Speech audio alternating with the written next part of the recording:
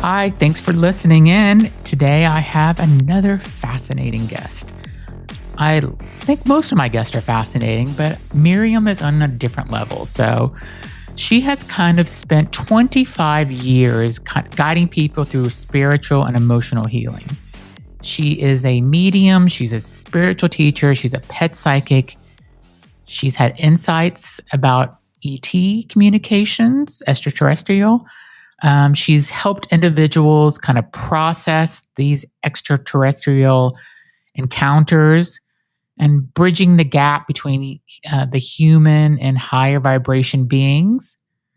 She also talks about her 5-step consciousness, meditation, yoga, plant-based eating, therapy, and exercise. And it's her way to connect with her true self beyond the physical body.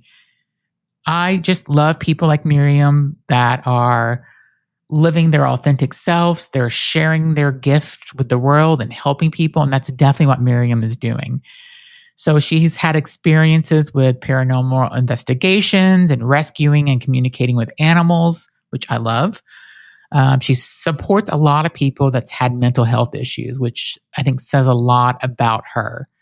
She talks about how she empowers people to access their inner wisdom rather than being dependent on a teacher or a psychic.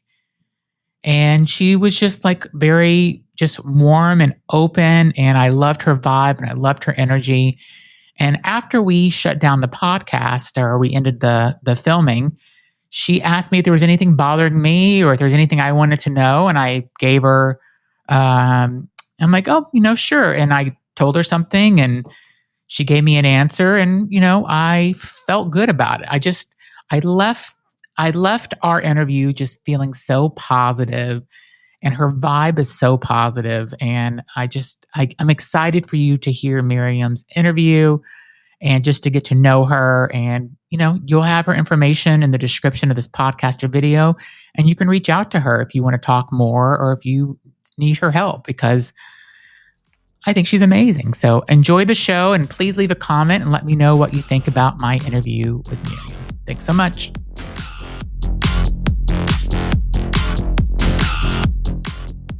Hi, thanks for joining me in the Everything and Anything and a Bit Gay podcast. I have Maryam Faresh on our show today. She is a renowned medium and spiritual teacher. She has had a loyal following for over 25 years. She is also a pet psychic, and she's assisted in tracking and communicating with lost animals and rescuing special needs animals. She has such a huge amount of things I can't wait to ask her, and welcome to the show. So we'll get started. Yeah, thanks for having me. So you have done so much in your life based on what I have read about you and done research with you online. You have done stuff around with as a psychic, a medium. You've worked with pets. You have worked with ET communications and abductions. You've done so much. What is your favorite thing of all the things that you have done? Which one, if you had to pick one, what would it be? That's the thing that you thrive on the most. Honestly, probably ET communication. I would say ET communication is tied with working with Nurse Meg and doing medical mysteries. I think those two are my favorite. Can you tell me what the ET communication means? Or tell my listeners what it means? Because I've looked it up already. Yeah, sure. So I speak with different alien or ET families. And I help people who have experienced abductions. I help people who have repeated visits, not necessarily abductions. And I have a show right now on YouTube called Ask the Aliens that I just started. And I channel a different group each time we go live, and the audience gets to ask questions. It's really just about bridging this gap between, they are out there and we are here, and somehow there's this massive separation. I mean, kind of similar to what humans experience amongst themselves is yeah. We all come from the same place. Even if we look different and do things a little bit differently, we all come from the same place. So do you think that we will ever know as a society, will they ever expose themselves and say, hey, we're here? Yeah. So, okay. So I want to kind of clear up some misconceptions. A lot of people talk about how they're going to be showing themselves, they're going to be landing, they're going to be doing all this stuff. So there's, just like with human beings, we have multiple levels. We have lower level vibrations, mid and high vibration. The low level to mid level vibrations have no problem coming onto our planet. Our planet is very toxic to higher vibration beings. So we don't want an influx of the lower vibration consuming our planet. We need support more than we need that. So the higher vibration ETs exist to assist, just like a spirit guide, or just like any sort of being that we would use as communication. They're there to say, hey, call on us. We've been there. How do we help you raise your vibration as a planet? And so what does it mean when you tell people you can help them kind of see themselves through their spiritual lens? So when we look at ourselves as spiritual beings first, so what I say is, you have your body, right? Now, next to your body, just for the sake of conversation, it's not true, but for the sake of conversation, next to your body sits your consciousness. So the consciousness is what lives on when the body dies. And the consciousness carries all of your lifetimes, your DNA, everything about that. Your consciousness is you. It's you. It's not your arms, your legs. It's not your torso. Your consciousness is you. And that is what survives. That's what lives. That's what thrives. That's who you are. When that consciousness enters body, by design, we forget who we are as these conscious beings. That's by design. So your entire lifetime is about remembering who you are as that consciousness. So every experience we have, every struggle, every pushback, every trauma is there to get you closer to remembering who you are as a spiritual being first before you entered this body.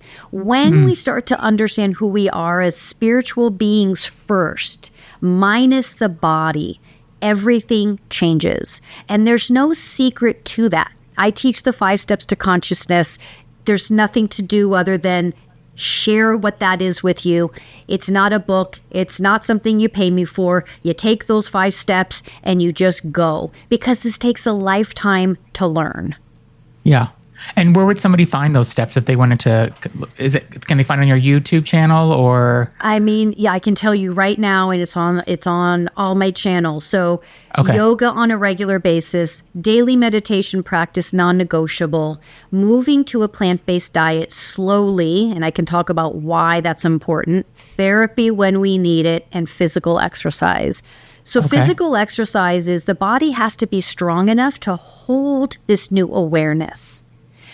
Meditation is non-negotiable because that's the only way to connect with your consciousness, right? Yeah. Like how else are you going to connect with something outside the body, right? Yoga is because we store emotion, trauma, memory in the body. And yoga allows us to release it without having to necessarily analyze it. Therapy, when we need it, we get that, right? We know why we need therapy. That's the emotional body.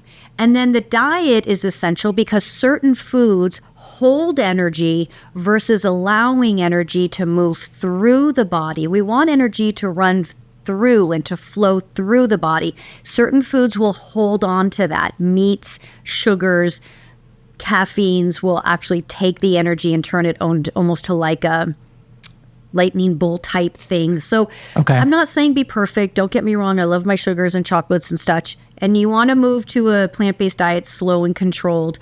But that's ultimately where we want to be. And how did you when did you realize you had these gifts? I feel like they're gifts. Or does everybody have it and you just know how to use them? Yeah, so I like to call them skill sets, psychic skill sets, right? So just like we're all born with some sort of talent. Someone's good with numbers, someone's good with basketball. Yeah. We all have psychic skill sets. So I don't know it. I don't know a time when I didn't have it or utilize it. So I don't know what it's like to not use them or have them. But for me, so for some of us, we come into body with a more heightened than others. That's all. But it's there, right? It's just like you can hand someone a basketball and they turn into Kobe Bryant overnight. You can hand me a basketball. I can learn how to play basketball, but I'm only going to get so far in this life. Yeah. Depending on how hard I work. If I wanted to, I could master basketball. And you're a spiritual teacher, so are you helping people? Like, I don't want to say it's a life coach, but are you helping people kind of understand like what they're here for and what their purpose is? Is that kind of what a spiritual teacher is? Yes. So for me, I combine it with my psychic skill set. So I will, like for you, if you have a question for me, I would hear the question and then my skill set takes me deeper beyond the question. So, so you might ask me, when am I going to meet someone? And I will most likely go off, to the left and say, let's talk about why you're still looking or why you haven't or why you're whatever that is. That's just an example. So that's where my teachings began to develop. I realized when I was reading, I wasn't just doing, you're going to have this and that, and which is awesome that psychics can do that. So that was never my thing. I didn't read like that. I just would go so deep, and then people would be like, I still want to know when I'm going to get that job. So I wanted to also just kind of ask you about, you're talking about feeding spirit first by, we did the 5 steps, but you've worked with people that have really struggled with mental health and multiple personalities. That's got to be so fulfilling to you to be able to kind of help these people that have these kind of mental health issues. Can you kind of talk about that a little bit? Yeah, I think that doing that work is, obviously doing all of the work is fun and very fulfilling. I think what's more fulfilling is when I have people, honestly, that come back to me and say, I've been doing the work for so long now, and look at, my life has changed. Not because of anything I said or did, but because they just applied the work. And their life changed because of it. And for me, that's a lot more fulfilling because it's not about me and it's not about what I say. It's about inspiring you to see something that already lives in you and you finding the courage to do the work that's so hard to do.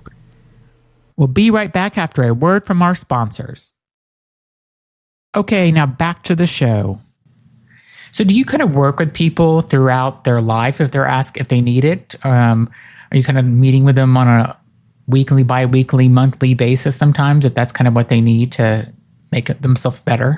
For me, what makes my work a little different is I really don't allow my clients to see me regularly because I don't want to be a crutch for them. They have to go out and navigate life and then come back. So once a month, twice a month at the most, I'll see somebody, but usually it's once a month to once every 3 months, once every 6 months, really just, and I don't want to use the word forcing, but helping them really pursue independence and learning their own inner voice, learning their own psychic skill sets with me as a guide, but not as someone that they turn to say, well, what do I do now? What does this look like now? So do you think everybody has the ability to do this, but just have to learn how to do it? Or what's your thoughts on that? Yeah, so because we're consciousness, because we're magical spiritual beings first, it almost sounds ridiculous to think we don't have that ability. Everybody's had a moment where they had that gut feeling, where they just knew. Whether it was just one moment in time, everybody's had a dream that came true. Everyone's, meaning like, when we go to sleep at night and we wake up and we're like, oh my God, that just happened. Everyone has had that happen, and that's not an accident. Yeah. I took a medium class, and I'm taking a psychic class with a guy named Michael Mayo now. And he's like completely changed the way I think about the world and what happens when you die and just everything. It was so eye-opening. That's beautiful. Yeah. I know what I think what happens and we're probably on the same page about when you die, what happens to you. Can you kind of tell me, like, when your experience, what happens when the person dies? So if this is kind of walking into paranormal territory also when I do the paranormal work, which I try to really bridge that gap between paranormal and spirituality, because there's no difference, but it's two very different communities. But when it depends, everybody is different, but one thing is the same. We will the consciousness lifts up, and for a lot of people, they've actually seen the spirit, right, leave through the top of the head. But now where we go through different layers and holding patterns, and I call them like classrooms. Most of the time what happens if we pass young early on, we tend to stay close to earth to support those that are grieving. Animals definitely tend to pass and stay very close until they find that there's some strength within that parents' position to move forward without them. And so they're kind of in between, not stuck, just choosing to be in between. Yeah. Once they feel like it's time for them to move to the next step, a lot of times I have seen they go into different rooms where there's kind of a touch base, if you will, of what has been learned, what still needs to be learned. Do we want to go back? Do we want to stay?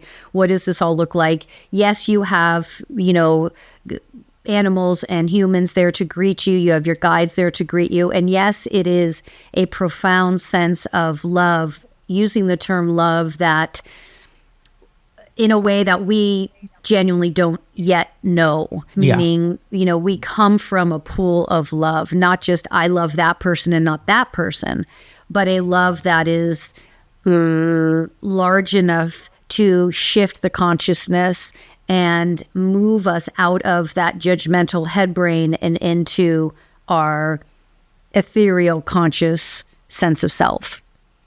Yeah. I am friends and interviewed a guy who's a pet psychic. And he said that basically so I have cats, I have 3 cats, and rescued them all. And he said that, and we had our 2 cats for 21 and 22 years when they died during COVID. And so whenever we ended up getting 2 more cats, because we just couldn't live without them in our house, he said basically what he told me is that one of my other cats came back and basically is communicating with one of my current cats to kind of let them know how to live with us. Oh, do you agree with that? Absolutely. I've seen that all the time. Absolutely. Yeah. That is so cute. And you worked with the guy on the Discovery Channel or A&E, the cat from Hell guy. Did you work with him? Yeah, so Jackson Galaxy came over this was years ago, for one of our cats. And then we worked with Cesar Millan too. We had a blind and deaf puppy, Daisy, and he came and assisted with her. So their work is, both of them, they work from a very intuitive and logical space. Yeah. And you wrote a book about Daisy as well, right? Mm-hmm. That's very nice. Yeah, she passed a few years back, and also during COVID. How hard was that, man? Losing pets during COVID? It was horrible. And the other thing is, we went another cat, and they're like, sorry, there's no cats available. Then we thought about getting a dog because everybody was working from home, so they were going into the shelters or getting there was no animals available. And I'm like, this is crazy. I mean, I wish, isn't it? Don't you want to go why is it different now? What happened? I know, but I don't want to be the pessimist, but it's humans move to such a selfish space where they're like, I don't want to be alone. I don't want to be alone. And then when life opens up again, they're like, well, I'm too busy now for this. And yeah, I agree. It's such a bummer. Yeah. Not to get too into cat conversation, but we had a cat that was coming to our back door and we were feeding it. And then it started to become winter here in Boston. I'm like, I can't leave him out. So I took him to the vet and got him tested. He ended up being a Russian blue cat, which they said is a very expensive cat. No kidding, I know. And he was completely healthy. And basically the vet said if you didn't get him, he probably would have died because he was 6 months old. Wow. Something would have gotten him or he would have probably froze to death or something. And so she's just like, you saved this cat's life. It made me feel so good. Anyway, I could talk about him all day long. So. What's his name? Charlie. Oh my gosh, Charlie is so cute. So when somebody comes to you and they're like, what's going to happen in my life? And I'm sure you get that all the time. Who am I? And I have a friend, a really good friend who has not been in a relationship for over 10 years. And she's like, now that I've taken a psychic class and medium class, she's like, can you tell me what's going to happen? I'm like, it doesn't work that way for me because I'm not there yet. Right. But is that a common question that you get is, who's going to love me? When am I going to meet the one? When am I going to get a new job? I mean, this is where for me, I just really, it was very hard for me to find my place in this community because I don't read that way. And so it was very hard for me to kind of determine who I was and how I read for people. And that took time until I just basically accepted, like, I don't read that way. So I read off of questions. So I ask you to bring in, a handful of questions. I have you send me photos. I read off of photos. And usually obviously those basic questions will be in there, but understanding it's going to start over it's going to start to the left and I'll make my way there. But the answer is not going to be, like I said, like other psychics are very good at, like, June 23rd, you're going to meet this person. They're going to look like this and have red hair and right? Yeah. And for the most part, that's just not my style. I'm more about, let's talk about where you're struggling, just where the soul is struggling. Yeah. Do you have people that are coming to you? Like, I guess, what is the best way if somebody wanted to get in contact with you to kind of to have maybe the spiritual teaching or to kind of help guide them into the right path for their life? How would they get in touch with you? Through any of my socials, YouTube, Insta. I mean, Insta and TikTok, you have the direct message is fine. My email is on YouTube.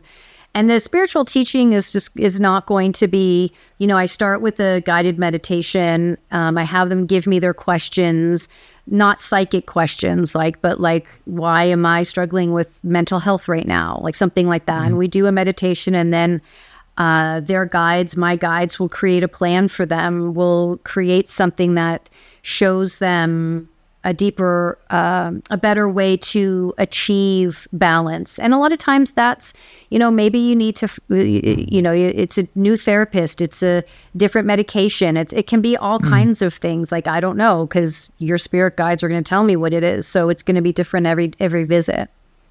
Can you kind of figure out for yourself if you had these issues? Can you kind of self-diagnose yourself in some ways to kind of make sure you're going down the right path? Yeah. So for me, it's, as I would tell anyone else, is I get into meditation, and I get into meditation and I stay there, and I, wait until I'm shown next steps. I don't mean that I necessarily sit there for hours on end, but you'll do a 1 or 2 hour meditation and you'll see if you're guided towards someone or something. And if not, you wait until that guidance shows up. And I like a lot of people, I suffered from COVID before the vaccine. And so I've had long COVID since then. And so it was really a matter of getting into meditation, going to the doctors, finding my doctors that could hear me, and then ultimately finding natural medicines because the doctors don't know yet, but starting with the doctors, right? And being in meditation, I was guided to doctors that could hear me. So I wasn't battling this, we don't believe you, this is not true. I had doctors that heard me, and I had to go through a couple different ones, but I attribute that to just being in the stillness and letting that ultimately guide me to where I needed to be. Yeah. Do you think the world is happy right now? I mean, because I feel like you're so connected to people, and it feels like people are not happy. So I wanted to get your thoughts on that. Not saying the world, but just like the people that you're talking with. Are people less happy than they used to be? Yes. As far as individual people, yes, people are struggling deeply, understandably, right? So there's a sense of, listen, when I talk about the 5 steps, when I talk about meditation, I'm not saying that that's going to fix it all. Sometimes I'll do 2-hour meditations in the morning, and within a couple hours after you've heard a couple, you turn on the news for 30 seconds or go on your phone, and you got to get back into balance. That's for all of us. There's no such thing as a quick fix. But what I am noticing is, I almost want to use the word like a revolution of people coming together. And this is what we've needed for a long time. Maybe it's a reset that's happening, in some ways. I think that, we're just in such a challenging time of not turning away, but also being able to understand that this is also by design, that everything is in divine order, even the most horrific and painful. And that divine order is requiring us to come together.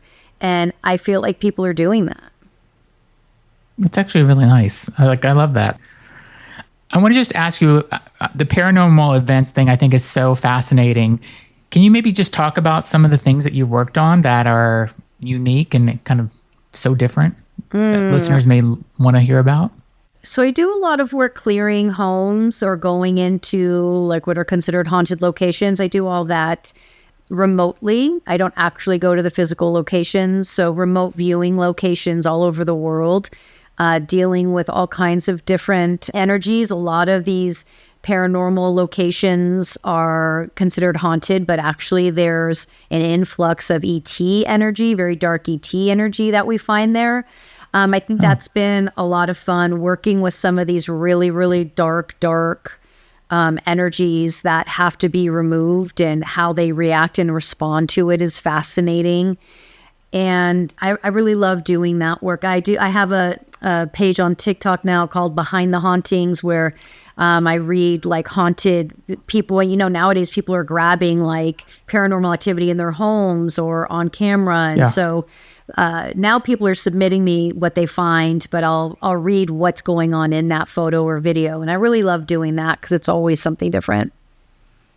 What are your thoughts on people that are, and not to get too political, but are so stuck in religion, meaning like they're just so, they still think that they're going to go to hell when they die, or they're going to go to heaven, and they follow these biblical rules and stuff. What are your thoughts on society still kind of stuck in that, or some of society stuck in that still? So fear-based security, fear-based safety, that's a safe place. If you look at something in your own life that you won't change because it feels safe, we all have it, right? So we all have it. And it's not that, so like an example would be, you have a friend who's been in a really crappy job for the last 10 years, and you're just like, get out of that job. Like you complain every day. They're scared to because it's safe for them. And what we know is safe. It creates this boundary of compartmentalizing our fear and insecurities, and it allows us to just be in that. Because if you were to go outside of that, nothing is known. It's all unknown, which is for people like us beautiful. The unknown is beautiful. It's scary, sure, right? Like starting a new school is scary, but the unknown is where people are scared to go. And so when we have religion, it's a real comfortable, safe, fear-based place that allows us to just take ownership of that and excuse us from not stepping out of it. Because if I step out of it, this God says, or this book says that this is wrong. If I step outside of it, I have something that tells me that's wrong. Versus, what if I just told you that you have your own compass, that your connection to your spirit guides is no different than mine, and that your spirit guides will guide you and show you how incredibly massive not only the world is, but the universe is, and that there's more than one solution. That's scary. That's scary, because it is, more than one solution could mean my husband will leave me, or I could leave my husband. Okay, that could happen. But if I'm in my religion, it says you can't leave your husband. I can't leave my this, or I can't. So that's safe. So this will always be there. Versus, for me, it's like, my husband could leave anytime. What? Okay. Yeah, it would suck. But I'd rather live in a world where that freedom in my mind is there than not there. Yeah, makes sense. One of my last questions is I want to know if you ever take a moment and stop and really think about what a great impact you have on people and how caring you are with pets and stuff. Like, do you ever kind of self-reflect on that? Because it sounds like you've helped so many people with mental health issues, people that are scared of things going on in their life or whatever the case may be, you're helping animals and stuff. Do you ever stop and actually think about all the people that you're helping? No, because it's not about me. And if I were but you should, though, because I think it's amazing. I appreciate that. And I appreciate that. I understand my skill sets and I'm grateful for them. But I also understand that my job is to inspire others. Let me say this. People are coming to me because they're already ready to change. And I'm inspiring that change. And it is not me that has created that change in them. They have created that change in them. And if I wasn't here, there would be another teacher ready for them. So what that does is empowers them and it empowers me. It reminds me of my power to inspire and direct and shift energies in people and around me. But it more importantly empowers them to understand they did it themselves. I just showed you a path and you walked it. If I allowed myself or chose to go, oh, look at all the stuff that I did, I didn't do it. I raised my vibration so that when you came to me, I could vibrate something new back to you. But by me raising my vibration, that's honoring me. That's bringing my life is so much more fulfilling now. So I'm already full. So being of service is what I'm supposed to do, as is for everybody. Everyone's job is to be of service, whether it's rescuing the gray cat that's stuck outside, whatever it is. It's all of our jobs to be of service. It's not like I'm doing anything special. I should be doing what everyone is supposed to be doing. And so I think for me, that was a big thing, because when I was growing into my skill sets, I remember just being so grateful to a teacher that they made me nervous. It was hard for me to be around them. And they were like, stop giving away your power. Stop giving away your power by behaving as if you can't be you around me. That's you. Mm-hmm. You're the one that's going to either learn how to stand in it and be able to work next to me, or you're not. Me as the teacher am not responsible for you figuring that out. And so there is this sense of, this is all on me, period, done, end of story. And if that teacher wasn't there, there'd be another teacher there to show me the way. Because if I'm ready to learn, if you're ready to learn, the teachers will show up. It doesn't matter who, they will be there. Yeah. Well, I still think you're amazing. I think you should give yourself more credit because I will take that. Thank you. Yeah. You're absolutely fantastic, as everybody knows. I think that. So if you would like to learn more about Maryam and what she's doing, she has a fantastic YouTube channel. I will put it in the description of the podcast, the link to it, and her Instagram. And then there's a couple of other pages that you have on YouTube and Instagram, or YouTube, you said, right? About, you can send those to me and I'll put those also into the description. Perfect. I would love that. Go in and send her a message on TikTok. Oh, and her TikTok channel is fantastic. So I would definitely put that in there. But she's got some great videos on TikTok and a pretty good following as well. So check her out and send her a DM and tell her what you think. So thank you. Thank you so much for being on. Like I said, I think you're amazing. And I was so looking forward to this interview. Thank you. Okay. Thank you so much.